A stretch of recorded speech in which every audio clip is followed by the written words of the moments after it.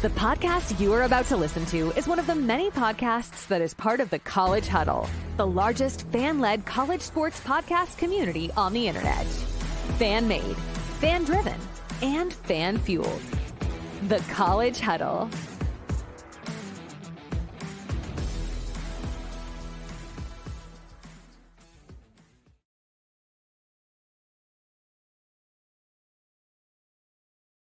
Whoa, he has trouble with the snap, and the ball is free. Okay, next question. I'm a horse football coach right now. You know, I got shoved up. I got shoved.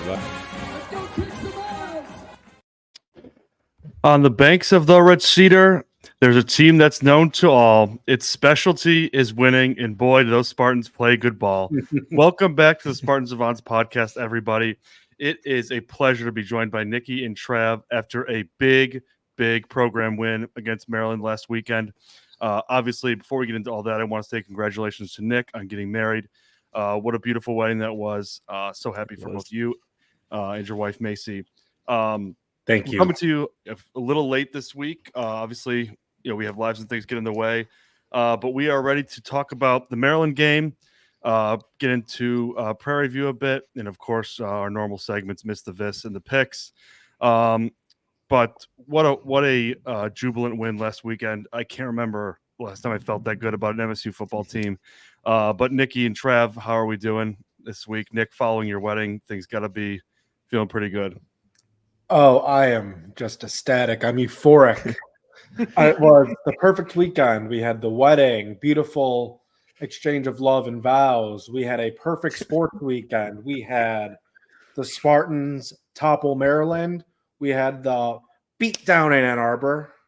We had the Lions victory, and the Packers lost.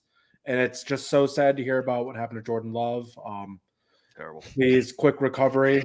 But, if you want to rest a little bit longer, maybe rest.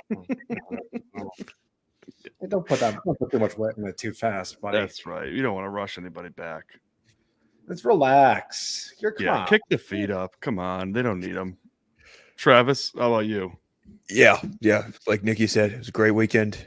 It's been a bit of a crazy week following that up, but hopefully we get another good weekend this weekend. Yeah, shouldn't be too hard for the Spartans, but no, everybody else. Hopefully stress-free for the Spartans this week. Two in a row? That never happens. Yeah, it's been a while. Well, last week was stressful though. Free. A little bit.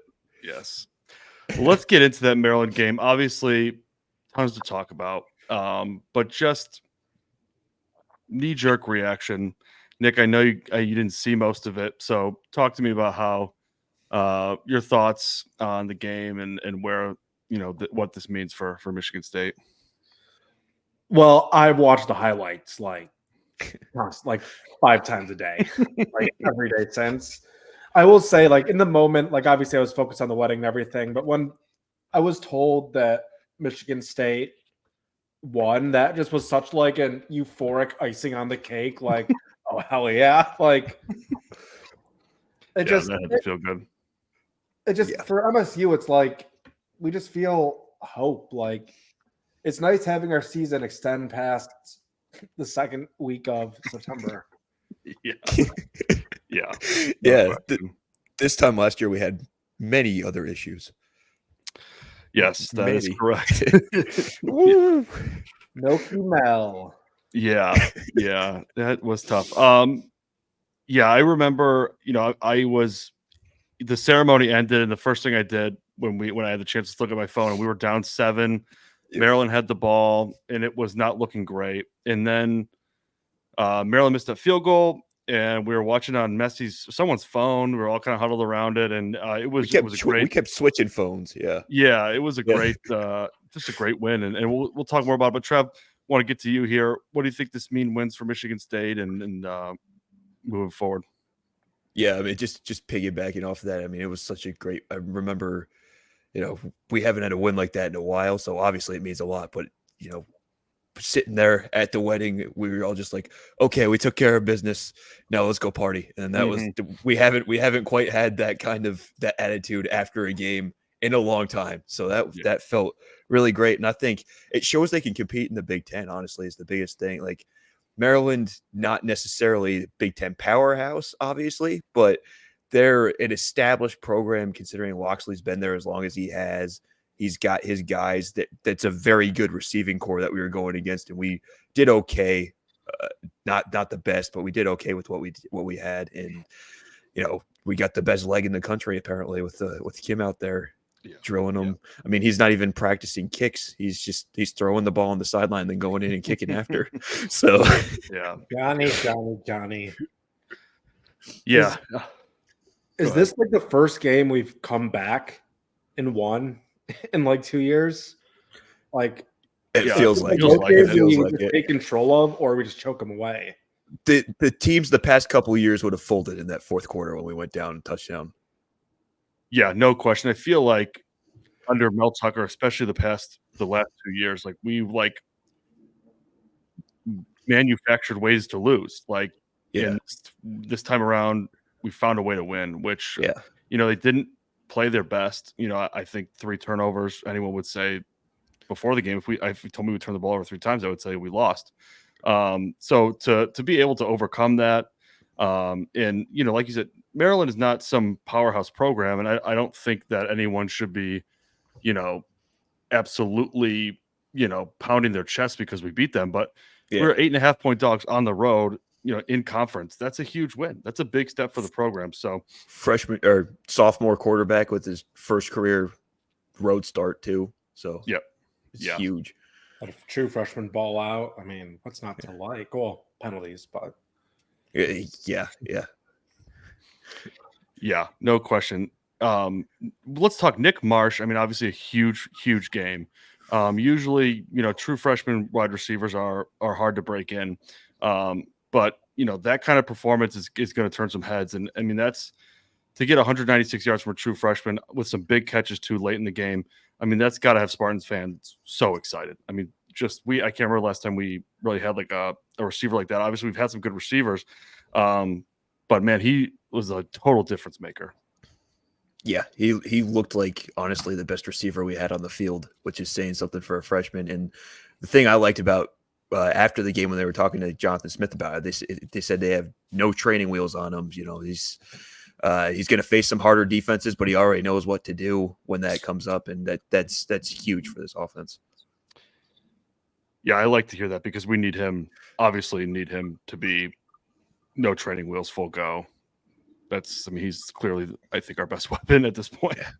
They call him Megatron for a reason. That's oh yeah. The last Megatron was pretty damn good. So yeah, we'll see. We'll see how this goes. But it's off to a great start, and man, he's like Childs put up great numbers, but a lot of that was because of Nick Marsh. So that's right. Yeah, in a good performance, I think from the running backs. I think nothing to go crazy about it. I think they combined for like 109-ish yards or something like that. But I think that 1-2 punch, it seems to work, and I think it's going to be to our benefit to kind of keep rolling that way so far.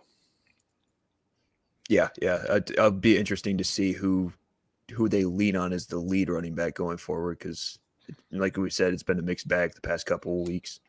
And I don't know. I mean, the offense overall was much better in this one than they had been in the opener, and that's what you like to see. Improvement from week 1 to week 2. Yeah.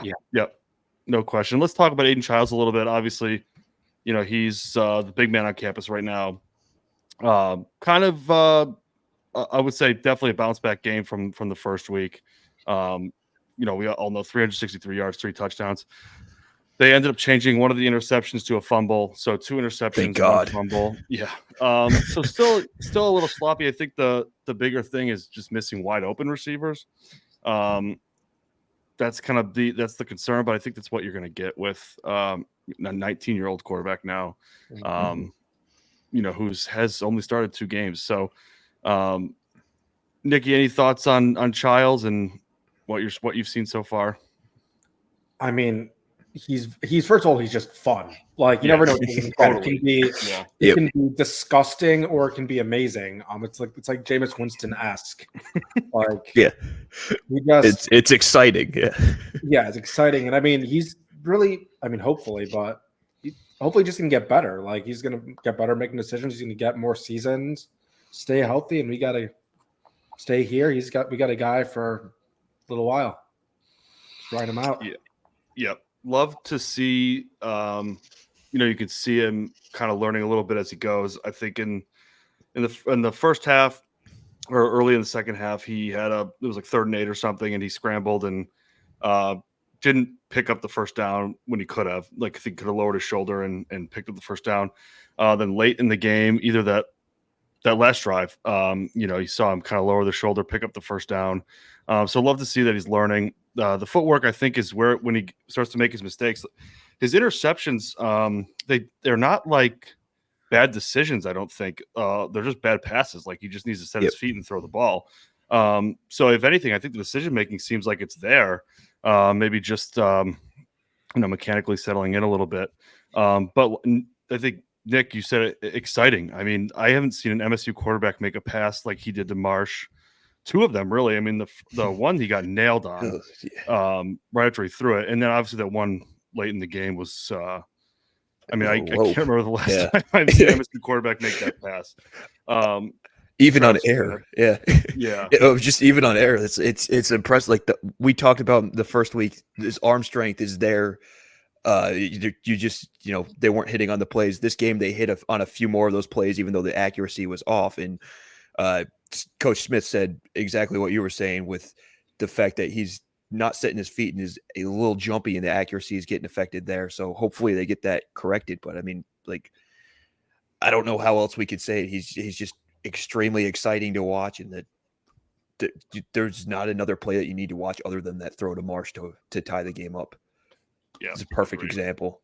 Yeah, totally agree. One thing, some takeaways I would have that I wouldn't say concern, but something that I would like to see more of. I want to see Velling get more involved. I think he had 3 catches for like 25 yards on Saturday. I feel like that's a weapon that's not getting used perfectly or very well right now. I think, especially for a young quarterback, I mean, tight ends can be their best friends. So I would like to see a little more of. The running game, I want to see a dominant performance from the running game. We may not get that, I don't know. But is there anything you guys took away from it that you maybe could critique on, or because it wasn't a perfect game, obviously, right. But anything you took away that you would like to see bettered in the future? Well, let me use the P word. Yeah, go ahead, Nick. The P word, penalties. There, at like 100 yards. That's where I was going to. Yeah. Just cut it down to 60. Like, seriously. Cut it down to 60. And that will drop. Those 40 yards of penalties will probably win or lose us a game. Right. Hopefully that's going to get better. I mean, we actually improved week 1 to 2, which obviously the last few years we have not seen that, like, any improvement. So that's a good start there. Defense still looks pretty good. Just stay healthy. Yeah, that's a big one. That's big too. We already got some injuries that are already a little concerning. But Trav, anything for you other than the penalties? The penalties is where I was going to go, but I guess going along with that, we've kind of already talked about it. Was the turnovers? A lot of that has been accuracy issues. Offensive line play hasn't been great. Like we were saying with the running game, or dominant performance from the running game, a lot of that's the offensive line. I saw something on I think it was on Twitter the other day about the Big Ten offensive linemen who have given up the most pressures this season, and Brandon Baldwin was number 2 on that list. 9 pressures already through 2 games, so that's not great there. So I mean, it's a combination of a lot of things with the accuracy and the offensive line play, and I think Brochus had what Coach Smith said was a dumb penalty on the blindside block. So there's some protection issues that need to get filled up. So I guess cutting down on the turnovers and fixing those protection issues as soon as possible would be a pretty good place to start too. Yeah, yep, I agree. Injuries. Moving on here a little bit, injuries. Rucker, I think, is a new one. Sounds like he is going to be out for extended period of time. Mm-hmm. Obviously, they already had Olave Brown, Dylan Tatum, Majid, Phillips. He was out before the Maryland game? Is that right? Yeah, I think he's out for the year. Yeah, Yeah, he's out for the year now. yeah. Big boy. That's a tough one, especially for a offensive line that was lacking a little depth and really needed some talent. But questionable for this week: Ed Woods, Jerron Glover, Big Worm, Ben Roberts, defensive end Avery Dunn, and probable is Armorian Smith. So some pretty impactful names there: Ed Woods, Jerron Glover, Ben Roberts. I think if we don't need them, maybe the rest would do them good. Yeah.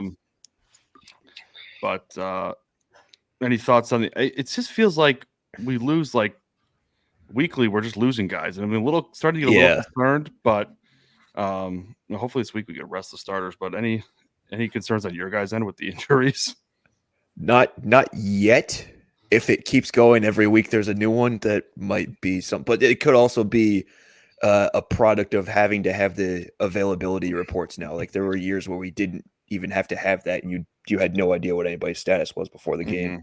So we don't know. Like we don't know what people were dealing with during the week with all that and everything. Yeah.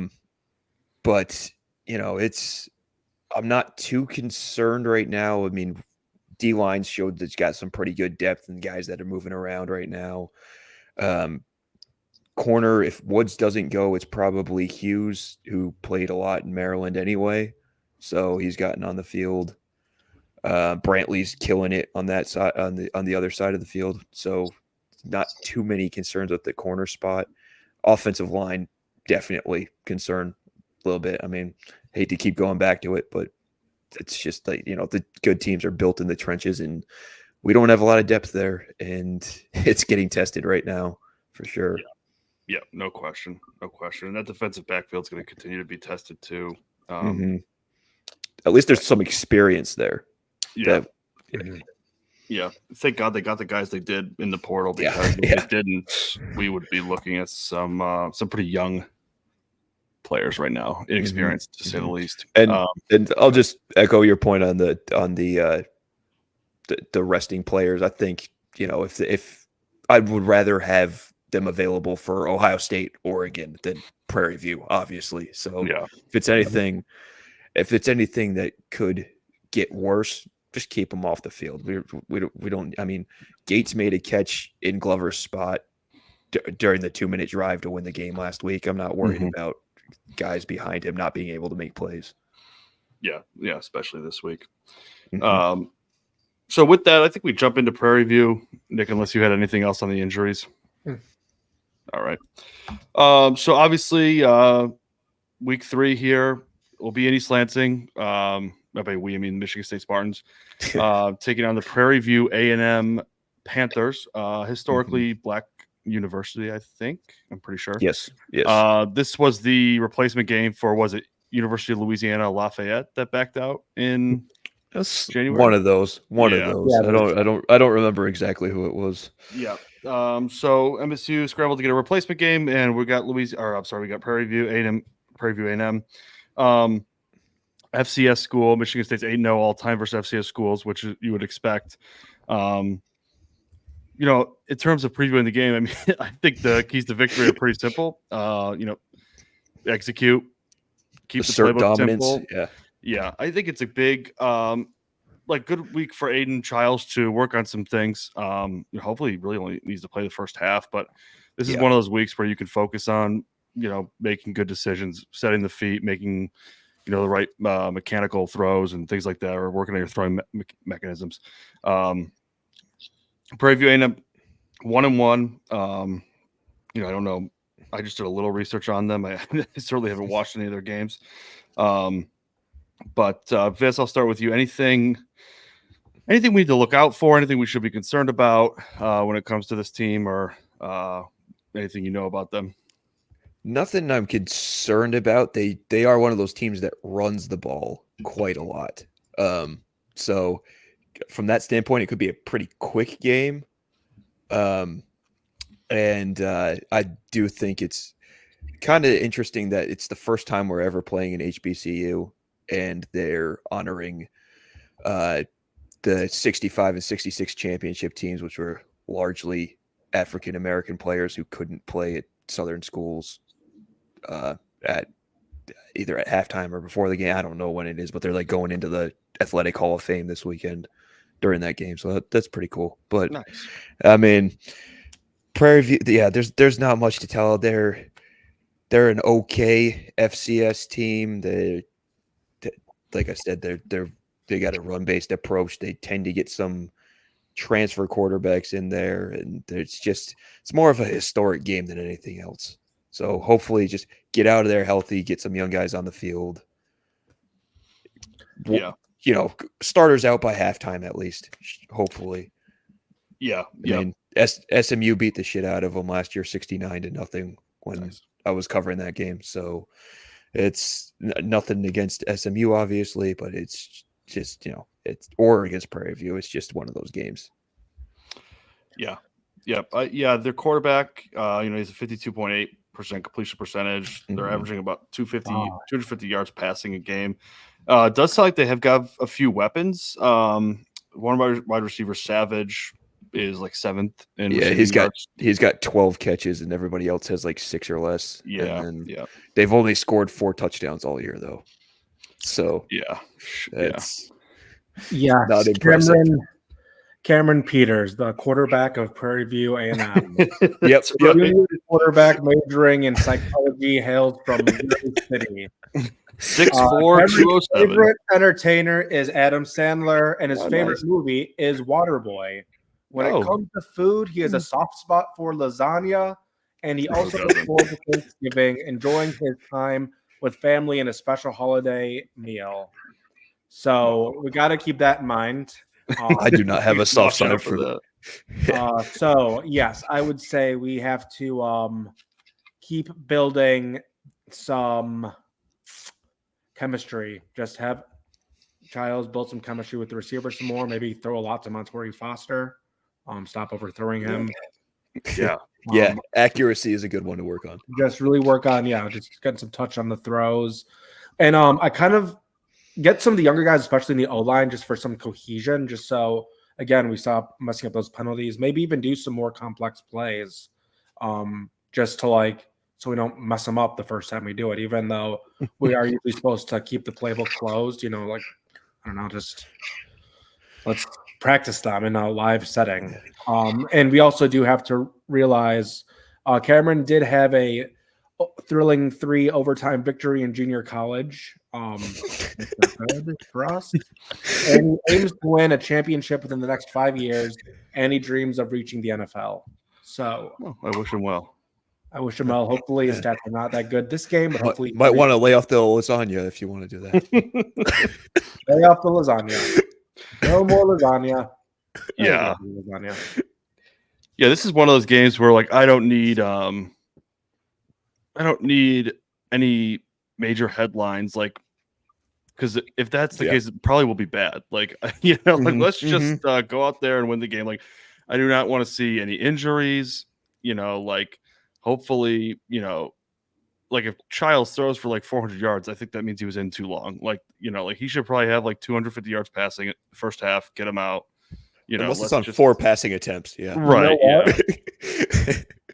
Maybe we just have get to the 1 yard line and just keep having Childs throw in touchdowns so we can break Peyton Thorne's record. Can we get Peyton Thorne's record out of there? Let's just restart. Man, rough week for that guy. Yeah, things are not going well for him.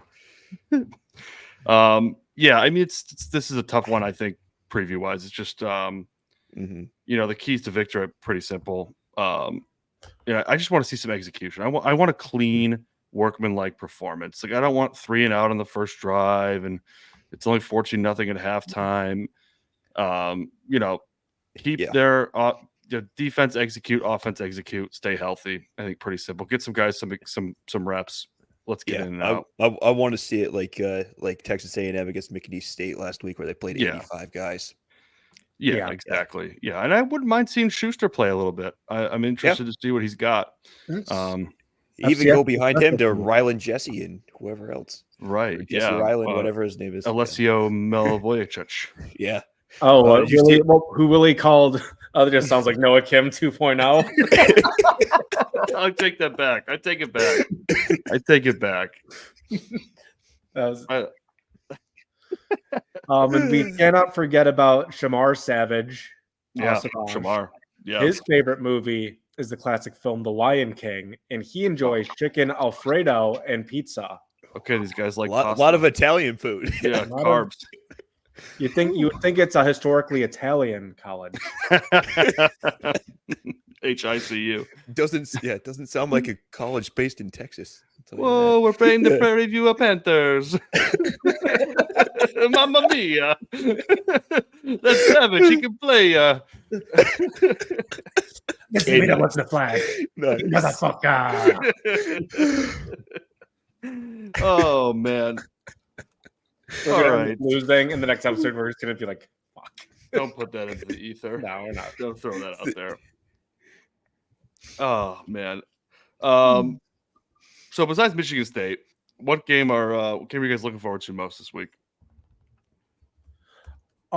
So here's one that I wouldn't call under the radar, but I would like to see how Notre Dame bounces back when they play Purdue, and also just see if Purdue is competent at all, because they look a little bit better than they were supposed to be. But we'll see how they are against real game. That's a sneaky rivalry. Like, I think people don't realize a lot of those Purdue players from Indiana, they think they should be playing at Notre Dame or wanted to play at Notre Dame. And I think, like you said, Nick, that's a bounce back situation for them. They looked fucking lost versus Northern Illinois. Like, what's that? Marcus Freeman looked like deer in the headlights. I can't believe they lost that game. Yeah. Well, Leonard got hurt in that game too, so it was a little difficult. But that's a game they should never lose. He shouldn't have been in the game that late. If we're being honest, against an opponent like that. Yeah.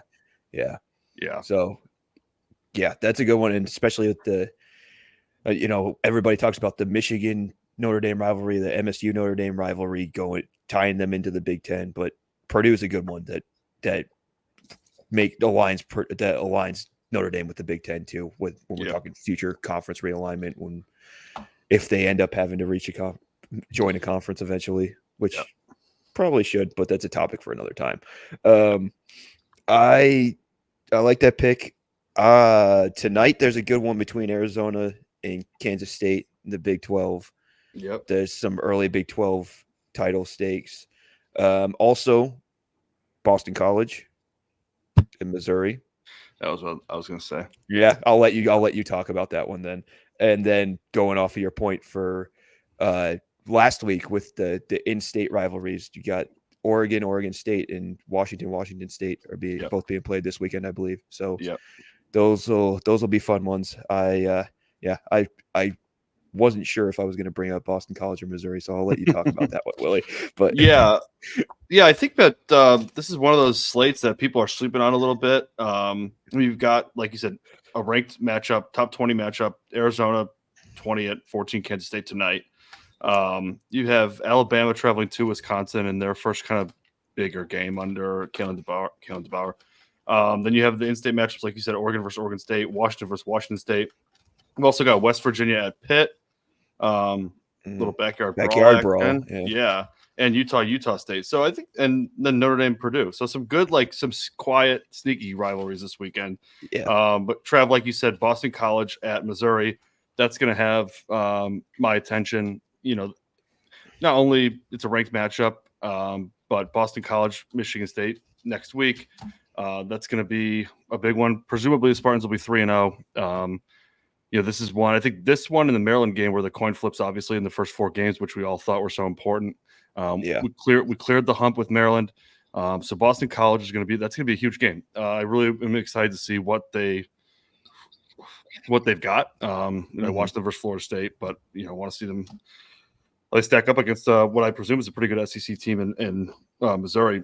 So that'll be an interesting one for sure. I wouldn't mind if Boston College gets a little beat up. I'm not rooting for injuries. But if they're Never rooting sore, for it. Yeah. a little sore coming into next week, and a little slow to start, that wouldn't be.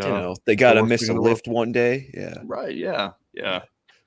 Just a little sore and slow. A little slower. But yeah, a pretty good slate. We'll get into the picks obviously later. But I think it will be time now for everyone's favorite segment, Miss the Vis. Ladies and gentlemen, it's Miss the Vis.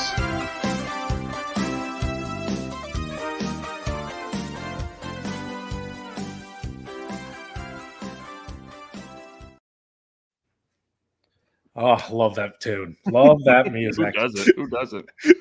So, before I get to Miss the Vis, there is one more player I want to talk about on Prairie View. Their website is electric. Yeah, I looked. But there's the long snapper Benjamin Stewart. His favorite entertainer is The Undertaker, and he holds Spider-Man 2 as his all-time favorite movie. He also enjoys Italian food and looks forward to Thanksgiving for its delicious spread and the excitement of football. In his free time, he loves singing, dancing, and cooking, showcasing his diverse interests. Some beefy boys down there. Yeah, we love Italian food at Prairie View, Texas. But okay. So we have obviously Nick Marsh had a great game. Actually being one of the highest single game performances ever in Michigan State history. So we are going to go through the top 10 performances in a single game in Michigan State history. I'm going to give you the school we were playing against and the year. And two people are on the list twice. And if they're on the list twice, I'll tell you. So number 10. This one will be pretty easy. With 194 yards, playing Maryland in 2024. Oh, Marsh? Yeah. Very good. Okay. I didn't think you were going to include that one. Well, it's top 10, number 10. I know. I thought you were going to say all the other ones, but the one that just happened. No, I wanted to throw you a good one. Okay. All right. So there is a tie for 8th with 196 yards. One of the players is on here twice. One in 1986 against Indiana. And the other one is 2020 against Michigan. 2020. Well, okay, that's Ricky White. Yep. Okay. Gosh. The 80s, I'm not going to. Yeah. Get me off. The only name that comes to mind is Andre Rison, and I feel like that's too early. That is correct. That was it? Okay. A hot start. 3 for 3. Woo. Actually, technically 4 for 4. One of them's on there twice. Oh, true. Well, we'll get to that one. Number 7, 197 yards, 1989, Minnesota.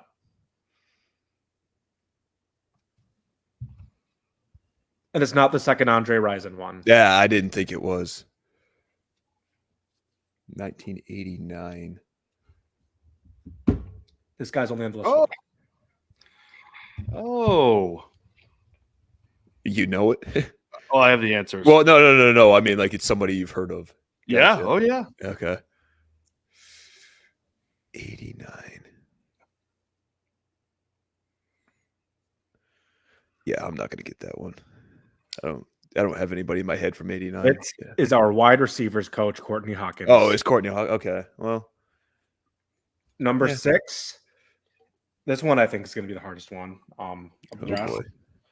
2008 against California. 202 yards. Mark Dell. Oh, not that hard, wow. I would have never got that one. All right. Well, next one. This person is on here twice. I think this is going to give it away. Okay. Wisconsin, 2001, 206 yards. 2000, Charles Rogers. Yeah. All right. Number 4. 2021 against Rutgers. 221 yards.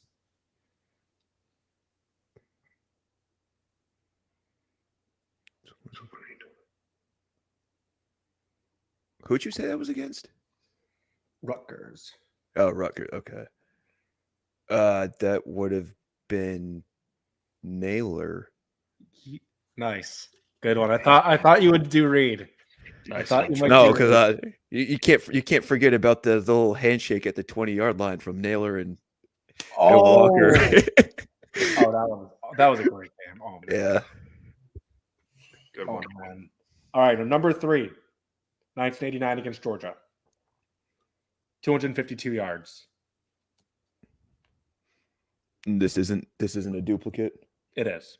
It is. Okay. So Hawkins. No. Oh, Okay. we Hawk- already The name I knew of from It was. 89. Yeah. Andre Rison. I thought we already counted that as I thought we already counted the second Andre Rison. No. He was I thought number you 9. Number Okay. 9 and number I did. 2. That's why I said Hawkins. I thought you already Okay. counted it. Oh no, sorry. Okay, whatever. Number 2, 1999 against Michigan, 255 yards. Wow. Big game. Jesus. Not a duplicate. 99. Plaxico. Correct. Yeah. And number 1, 2001 Fresno State, 270 yards. I mean, that's got to be Charles Rogers. That is Chucky Rogers. Yeah. And you were 8 for 10. Pretty good show. Yeah. Good. Pretty good Really showing. I wouldn't have got all those. No. Mark Dell, I would not have had any clue. No. Where'd you come I up remember. I just remember that's the only receiver I remembered from back then. Really, it was. Well, actually, that's not true. The only receiver I remember from the Cal game. with? Like I was watching. Back then, they didn't have it on national TV, so I was watching like the stat stream Oh, the entire game instead of That's a live unreal. game. We've come a long way.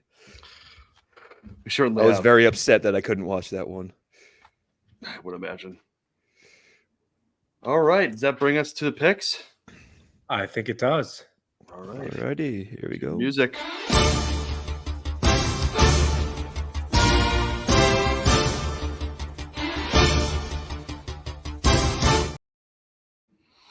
All That right. was supposed to say week 3. I don't know why I didn't update. But Oh, that's okay. hey, We'll be all right.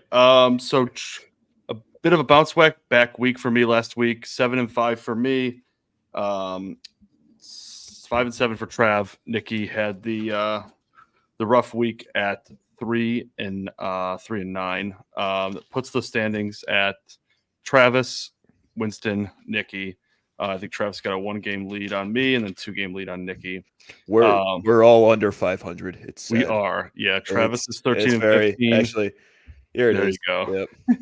That's you tough. would, Leading the not- way with a 464 winning perctage. Woohoo! That's tough. you would Well, not make money betting with us. no, lots of football left. We'll start off with tonight's game. Talked about it a little bit. The number 20 Arizona Wildcats are traveling to Manhattan, Kansas, to take on the 14th ranked Kansas State Wildcats. The matchup of the Wildcats. Kansas State favored by 7 at home. Travis. Yeah, that's a tough place to play. But you know what? I think they keep it closer. I'm gonna go Arizona. You know, it's tough to beat Kansas State in the Big Apple. So I'm going to go Kansas State to cover. I like it. I am going to go with Arizona as well. I think it'll be a close game. Next one, a big matchup for one of our Big Ten brethren. The number 4 ranked Alabama Crimson Tide head to Madison, Wisconsin to take on the Wisconsin Badgers at Camp Randall Stadium. Alabama coming in as 16.5-point favorites. Holy shit! When was the last time you heard of someone coming in at Camp Randall at 16-point favorite? I'm gonna roll with Alabama on that one though. Yeah, agreed. I am right there with you guys. I have not been impressed by Wisconsin so far, and I think that Alabama is gonna run them out of Camp Randall. Okay. Another SEC school, SEC matchup here. Number 16th ranked LSU Tigers are traveling to South Carolina to take on the Gamecocks. LSU favored by 6. Yeah, LSU have not been impressed. I mean, South Carolina got a good win last week, but other than that, not impressed. Yep. I don't know how impressed I am with LSU. I'm going to go South Carolina to cover. All right, I like that. I'm going to go LSU. I think South Carolina, a bit of a letdown spot here coming off that win versus Kentucky, I think. Was it Kentucky? Yes, yeah. Absolutely obliterated them. Yes. Yeah, that was disappointing from Kentucky. Okay. Now we go to the House of Horrors in Ann Arbor. Arkansas State traveling to the 17th ranked Michigan Wolverines. Michigan favored by 22. Butch Jones still the coach at Arkansas State. I don't know. I think you Did might they have fire him? Did they fire him like Valenti said they would? He was crying on the sidelines last year. Having said that, that is a big spread, and I cannot stand Michigan. So I am oddly going to take the Red Wolves here. I think Michigan's just going to do their classic beat up on a tiny opponent, beat up on the little guy. They could, but I don't want them to. You know, They're spineless. Yeah. They're spineless jellyfish. They like to beat up on the little guy. No regard for. That's exactly when what the big guy comes in. They cry. They cry. They cry. Yep. I think Nick's got it. I think Michigan's gonna. I think they're gonna come in a little pissed off. They've been hearing about how bad they are all week. Point of information: Butch Jones is still the coach at Arkansas State, but I'm going to take Michigan. That makes me think about changing my pick, but I'm going to sit. I'm going to sit still. Okay. Game that we're all looking forward to here: the 24th ranked Boston College Eagles traveling to Missouri, take on the Missouri Tigers, who are ranked 6th in the country. Missouri is a 14.5 point favorite in this one. I think that's a little too big. I'm going to go BC. I will also go Boston College. All right. I am going to go with Missouri. I think Boston College coming in might start reading those press clippings, might get a little too confident, and Missouri at home, I think, take care of them by 17 points. All right, an in-state matchup here. Oregon favored by 16, traveling to Corvallis to take on Oregon State, former college of our head coach, Jonathan Smith. Again, Oregon is 16-point favorites, coming in after a couple disappointing performances. Yeah, they didn't beat two worse teams by combined 16 points, I think. So not wouldn't be surprised if Oregon State keeps it close. So I'm gonna go Beavers. I think this is going to be the week where Oregon puts it together, and they will roll the Beavs. Yeah, this is a tough one. I'll go with the Beavers too. I'll roll with the Beavs.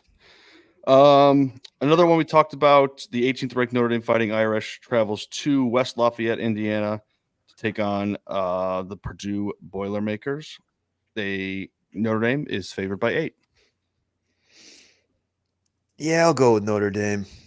I don't feel good about it after last week, but I don't really know much about Purdue right now. So, agreed. Notre Dame. You know what? My gut tells me that Notre Dame comes into this one and bounces back. My heart wants to pick the Boilermakers, even though I really don't like Purdue. I'll take Purdue. I'll take the points at Purdue. All right, moving right along, we're going to the Swamp, where Texas A&M will take on Florida. A big game for both these teams. I don't think either team really wants to lose this game, obviously, but really can afford to lose this game. Certainly Florida, with their coach being on the hot seat. The Aggies are coming in as 4-point favorites on the road. Yeah, I'll take that. Why not? Take A&M. Yes. Give me some DJ Lagway action. I'll go Florida. Didn't he play last game? Yeah, they're being very indecisive about their quarterback situation this week. Oh, that's great. I was just going to pick Florida. I don't like to hear that. I'll pick Florida. I'll take Florida at home. All righty, moving along here, another in-state matchup. We've got the Washington State Cougars, formerly of the Pac-12, traveling to Washington to take on the Washington Huskies. The Huskies are favored by 5.5.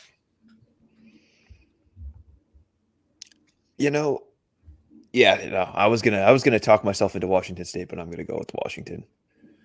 That was very. I am going to go the other way. To be honest, I think one of these. I can see why. Yeah.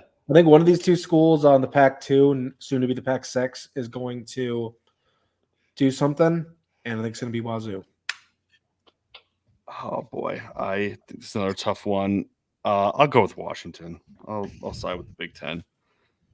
All right, we've got the backyard brawl here. West Virginia travels to Pitt to take on the Panthers. Pitt coming off a nice win over Cincinnati last week in another rivalry game. West Virginia, the Mountaineers, are favored by 2.5 on the road. I don't like either one of these teams this year, but I'll go West Virginia. Ugh, the Mountaineers blow. I'm going Pitt. I'm going Pitt as well. I'm still so mad about West Virginia laying an egg against Penn State, so I'm done picking them, I think, for the year.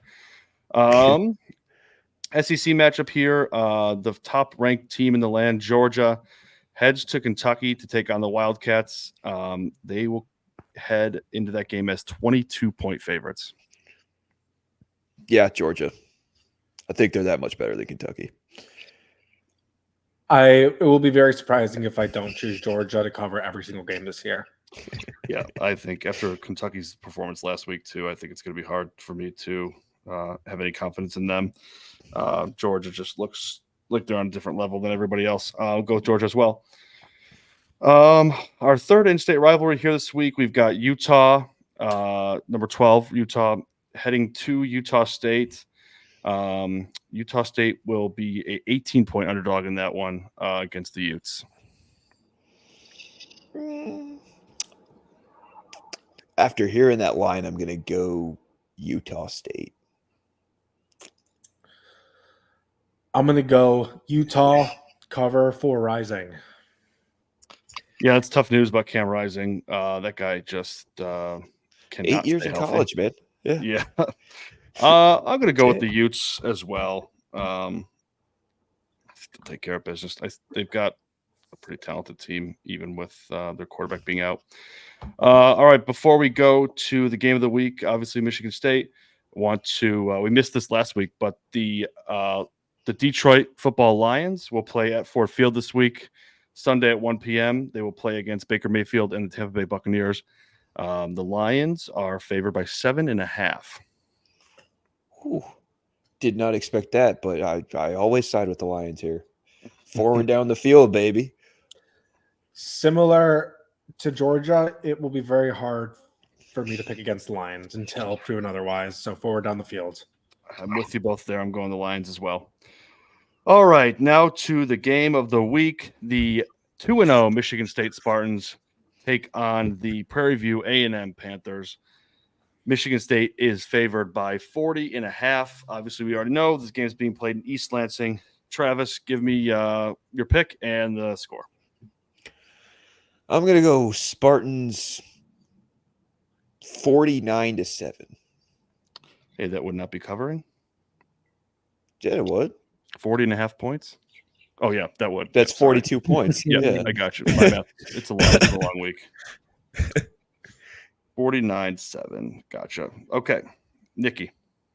I don't think the Spartans are going to cover just because I feel like we're just going to stop trying in like the fourth quarter. So I'm going to go 39-7. No, not 17. 39-10. All right. Interesting score. Yeah, I like that. It's an interesting football score. I will go Michigan State, but I do fear that Nicky's right with kind of how the game will go. I think it could be 30-0 at halftime, and then yeah. But I'll go with Michigan State. I will go 52-10.